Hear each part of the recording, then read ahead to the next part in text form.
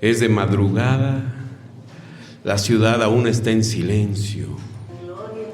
El cielo apenas comienza a aclararse, pero todavía hay sombras. Y estamos hablando de lo que sucedió hace 2000 años. Hay pasos apresurados, corazones pesados y lágrimas que no terminan de caer. Un grupo de mujeres camina hacia una tumba, no para celebrar. No van con esperanza, van con especies, van a despedirse. Porque cuando alguien muere, uno no va esperando un milagro, ¿verdad? Uno va a cerrar una historia, a aceptar un final, a resignarse. Y eso era exactamente lo que estas mujeres sentían cuando iban al sepulcro de Jesús.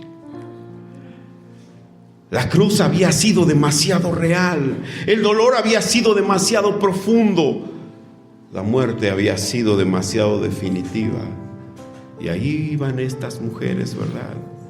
Ellas que habían visto cómo lo habían arrestado, ellas que habían visto cómo lo habían golpeado, ellas que habían visto cómo lo habían crucificado, habían visto morir al que sanaba a los enfermos, al que levantaba a los muertos, aquel que decía palabras de vida eterna. Y ahora todo parecía haber terminado. ¿Te ha pasado alguna vez, mi amado hermano? Que Dios hizo cosas tan grandes en tu vida, pero de repente todo parece derrumbarse a tu alrededor.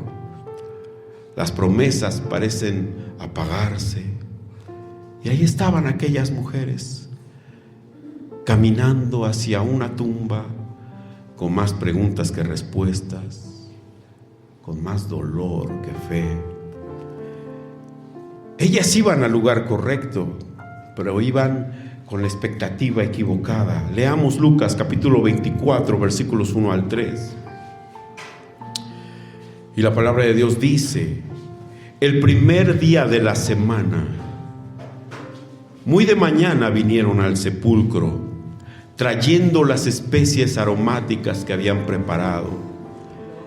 Y hallaron removida la piedra del sepulcro, y entrando no hallaron el cuerpo del Señor Jesús. Déjame hacerte una pregunta, mi amado hermano. ¿Cuántas veces hemos estado buscando respuestas en lugares donde solo hay muerte? Buscamos paz en aquello que no puede darla. Buscamos sentido en aquello que está vacío. Buscamos a Dios en los lugares donde Él no está. Y en Lucas 24, del 5 al 6, se hace una pregunta que lo cambia todo. Unos varones hacen la pregunta y dicen: ¿por qué buscáis entre los muertos al que vive? No está aquí, sino que ha resucitado.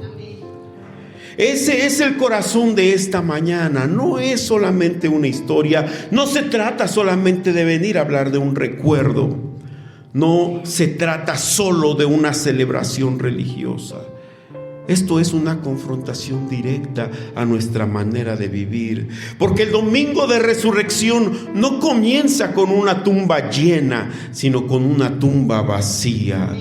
No comienza con la muerte, sino con una victoria. No comienza con un final, sino con un comienzo glorioso de la historia. Y hoy esa misma pregunta sigue vigente. ¿Dónde estás buscando a Jesús? Mientras los discípulos lloraban, mientras el miedo los paralizaba, una mujer decidió moverse. María Magdalena, con los ojos hinchados de tanto llorar, con el corazón hecho pedazos, con el alma cargada de dolor, caminó hacia el sepulcro antes del amanecer, como lo hemos hecho el día de hoy que venimos, ¿verdad? ¿Sabes qué es lo más impactante? Ella no iba esperando un milagro, ella iba a despedirse. Llevaba especias en sus manos. Era el último acto de amor para un maestro que en su mente ya estaba muerto. Pero al llegar, la piedra no estaba en su lugar. El sepulcro estaba abierto. El Evangelio lo dice así en Juan 21. El primer día de la semana, María Magdalena fue de mañana, siendo aún oscuro, al sepulcro, y vio quitada la piedra del sepulcro. Déjame preguntarte algo. ¿Qué harías tú si llegaras a llorar a una tumba y encontraras que esa tumba está abierta? María no lo procesa, María no lo entiende, solo sabe una cosa: algo no está bien. Y entonces corre como corre alguien cuando su alma se le rompe en el pecho. Corre con desesperación, corre con confusión, corre con miedo. Y en su camino encuentra a Juan, encuentra a Pedro. Y entre lágrimas, entre jadeos, suelta una frase que revela la preocupación de su corazón cuando ella dice: se han llevado al Señor del sepulcro y no sabemos dónde lo han puesto. ¿Te das cuenta, mi amado hermano? Ella no estaba esperando una resurrección. Ella estaba tratando de explicar una pérdida. ¿Dónde dejaron el cuerpo del maestro? Y entonces, ahora corren ellos. Juan corre más rápido, llega primero, se detiene, se asoma y ve algo extraño. Ve las vendas que cubrían el cuerpo, porque en ese entonces no se ponía una sábana cubriendo todo el cuerpo como nos lo han contado. Se ponían unas vendas cubriendo el cuerpo y se ponía un paño sobre la cabeza. Dice, luego llega Pedro, entra, y lo que encuentra no tiene sentido humano.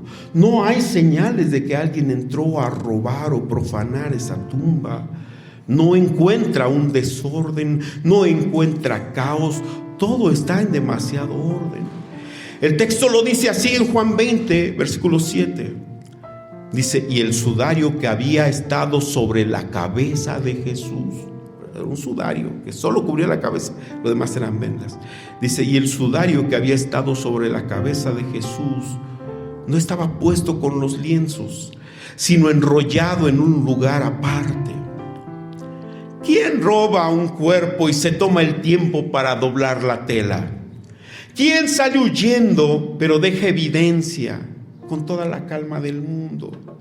Esto no fue una escena de un crimen, esto fue la escena de un milagro. Pero ellos no lo entienden. Y aquí hay algo profundamente humano. Puedes estar viendo tú un milagro y aún así no comprenderlo. No habían entendido. No habían llegado a conectar las piezas. No habían recordado lo que Jesús ya les había dicho. Porque Jesús no fue ambiguo. Jesús fue claro. Marcos capítulo 8 versículo 31 dice: y comenzó a enseñarles que le era necesario al Hijo del Hombre padecer mucho y ser desechado por los ancianos, por los principales sacerdotes y por los escribas, y ser muerto y resucitar después de 3 días. Jesús no solamente les habló acerca de su muerte, Jesús ya les había hablado acerca de su resurrección. Mateo capítulo 10 versículo 45, ahí Jesús dijo: porque el Hijo del Hombre no vino para ser servido, sino para servir y para dar su vida en rescate por muchos. En Juan capítulo 10 versículo 18 leemos: nadie me quita la vida, sino que yo de mí mismo la pongo. Tengo poder para ponerla y tengo poder para volverla a tomar. Este mandamiento recibí de mi Padre. Pero ellos no lo vieron, ellos no lo entendieron, ellos no lo recordaron. Y déjame decirte algo que puede llegar a tocar el corazón de cada uno de los que estamos en este lugar. A veces Dios ya nos habló, a veces Dios ya te habló, pero el dolor de las circunstancias te han hecho olvidar la promesa de Dios. Aunque la promesa fue clara, pero la crisis hace un ruido tan grande en nuestra mente que nos hace olvidar las cosas que el Señor ya nos prometió. Cada vez que el Señor Jesús habló de su muerte, también habló de su victoria. Recuerda lo que dijo frente a la tumba de Lázaro en Juan capítulo 11, versículo 25. Él dijo: yo soy la resurrección y la vida. El que cree en mí, aunque esté muerto, vivirá. Él no solamente es el Señor que hace los milagros, Él es la resurrección. Pero ahora, frente a su propia tumba vacía, nadie recordaba esto, ¿verdad? Por eso es que el cielo interviene y ángeles aparecen, no para crear el milagro, sino para ayudarles a entender el milagro.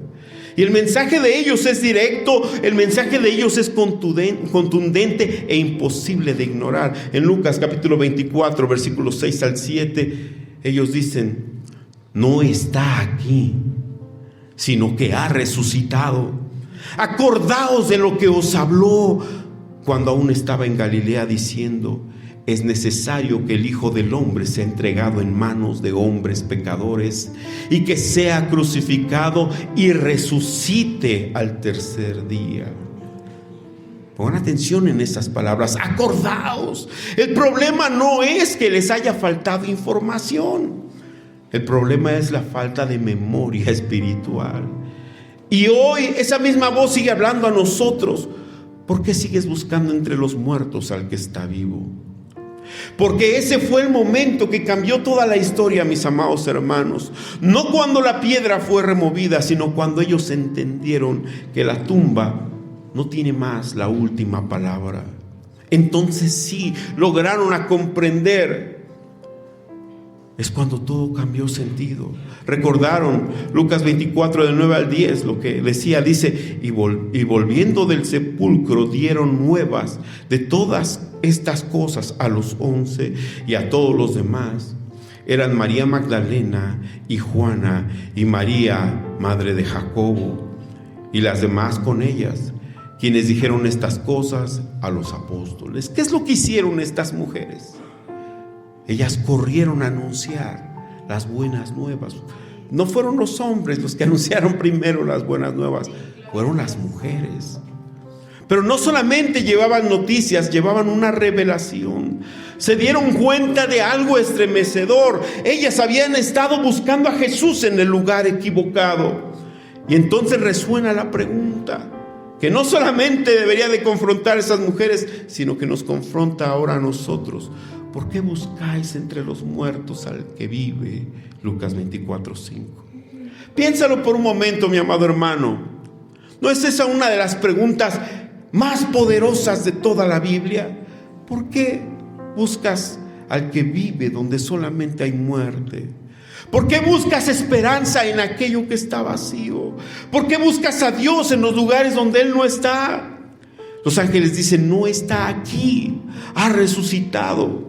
María Magdalena se había equivocado, pero no como muchos pensarían, porque ella no se equivocó de tumba, ella se equivocó de expectativa y esperaba encontrar a Jesús muerto, pero en realidad Jesús estaba vivo. Y escúchame bien, mi amado hermano, su error no fue por falta de amor, el error que ella cometió fue por falta de entendimiento. Ella buscó con sinceridad, pero buscó mal. Fue al lugar correcto, pero con la idea equivocada. Y eso sigue pasando el día de hoy, porque qué fácil es buscar a Jesús en un lugar equivocado. Mucha gente lo busca incluso con buenas intenciones. Mucha gente lo busca incluso con un corazón sincero. Pero están buscando a Jesús donde Él ya no está. Hay gente buscándolo en tradiciones vacías. Hay gente buscándolo en religiosidad popular sin vida, en rituales que no transforman, como si Jesús estuviera todavía clavado en esa cruz, como si Jesús estuviera todavía ahí sepultado en esa tumba. Pero Jesús, mi amado hermano, Jesús no está en la tumba, Jesús no está en la cruz. La tumba está vacía porque Él vive. ¿Y dónde está ahora? No es una suposición, Él mismo lo dijo en Juan 14, del 1 al 3. Él dijo: no se turbe vuestro corazón. ¿Creéis en Dios?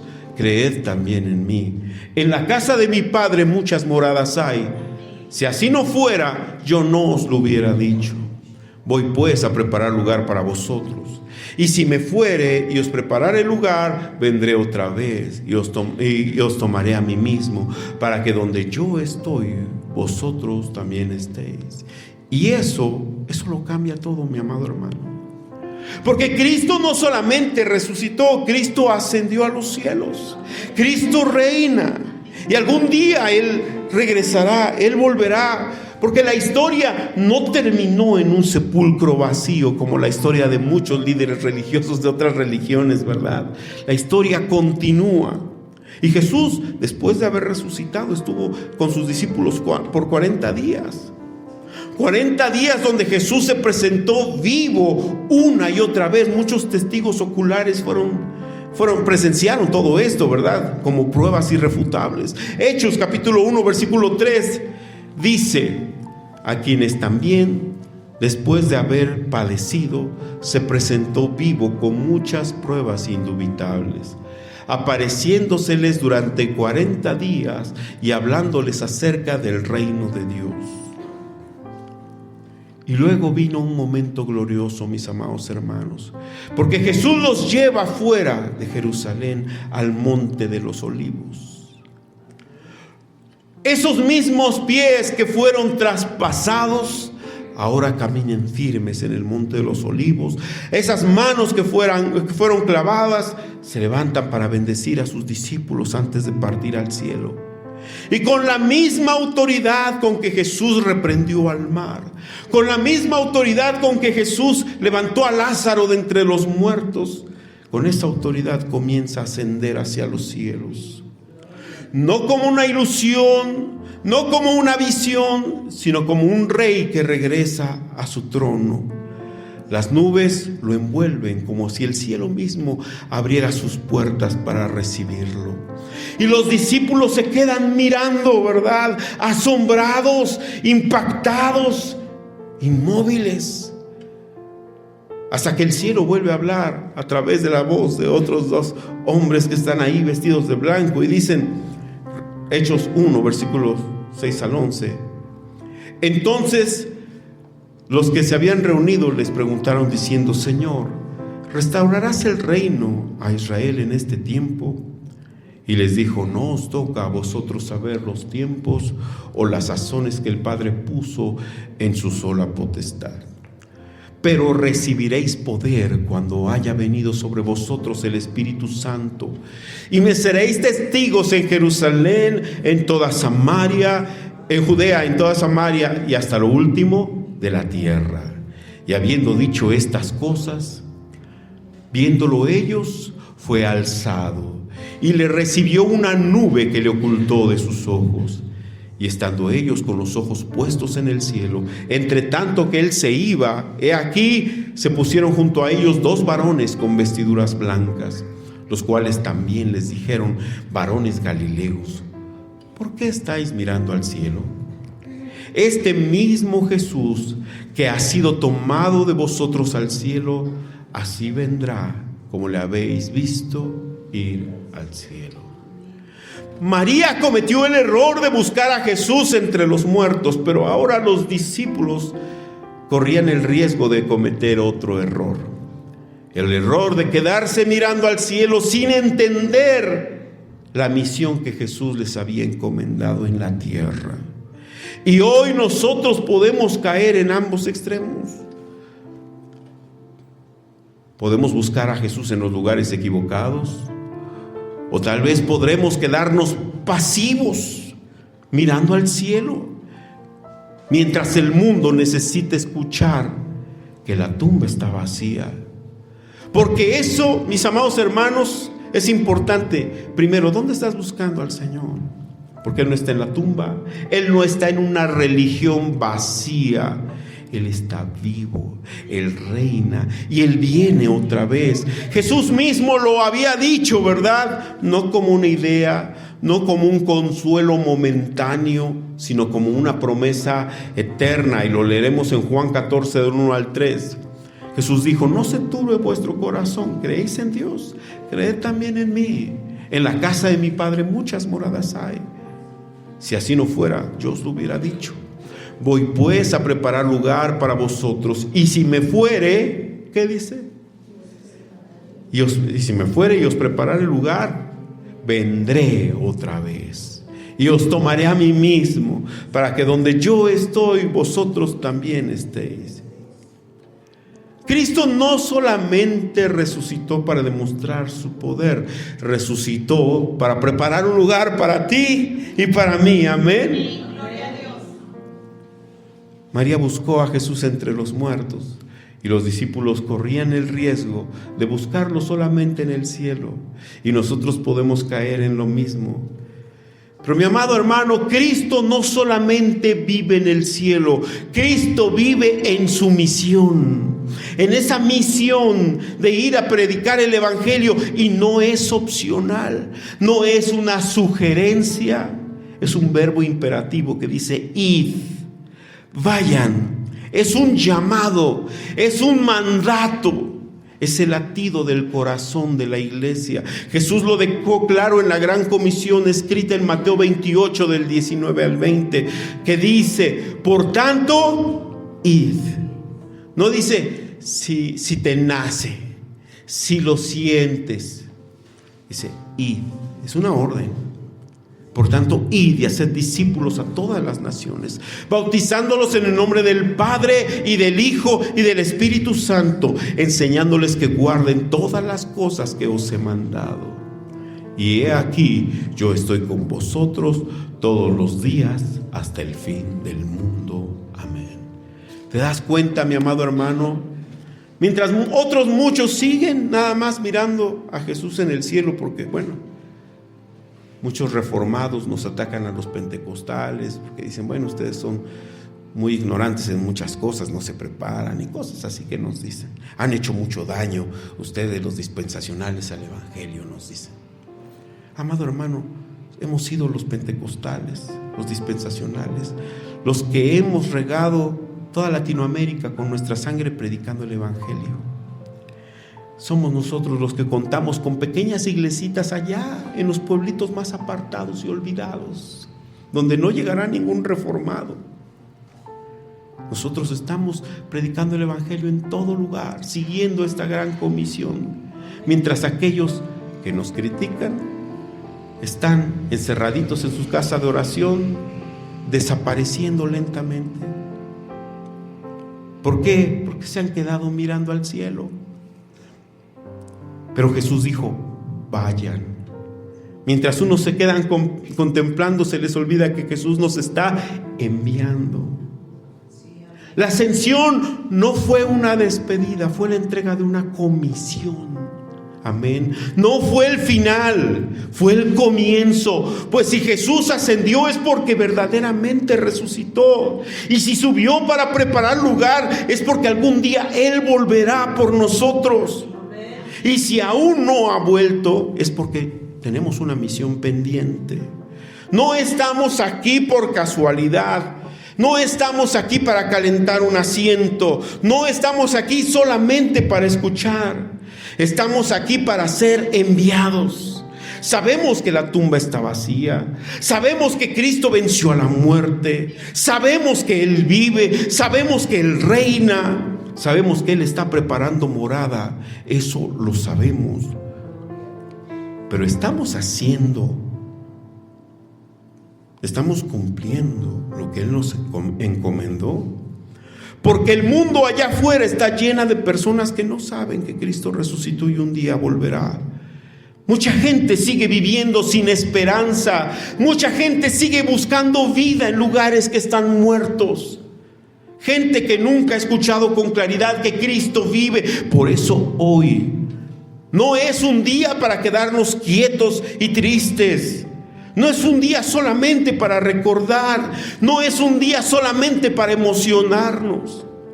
Hoy es un día para correr como María, para anunciar que el Señor no está en la tumba. Amén.